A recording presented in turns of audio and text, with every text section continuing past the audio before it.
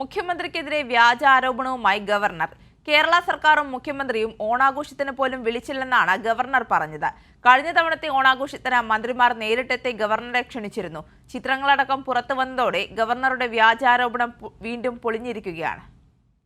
ഓണാഘോഷത്തിന് പോലും വിളിക്കാത്തവരാണ് താൻ ഏതു നേരവും ഡൽഹിയിലാണെന്ന് പറയുന്നത് എന്നാണ് ഗവർണറുടെ ആരോപണം.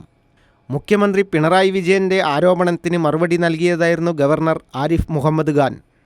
So, in fact, people who do not invite the governor even for the Onam celebration, making this complaint, speaks poorly of them.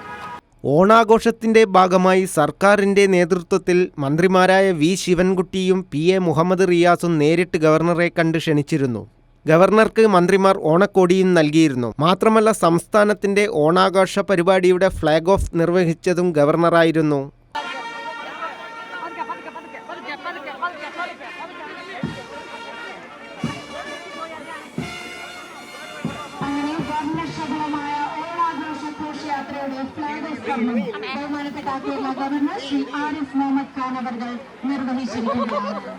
സർക്കാരിനെതിരെ ആരോപണങ്ങൾ ഉന്നയിക്കൽ എന്നതാണ് ഗവർണറുടെ നിലപാട്.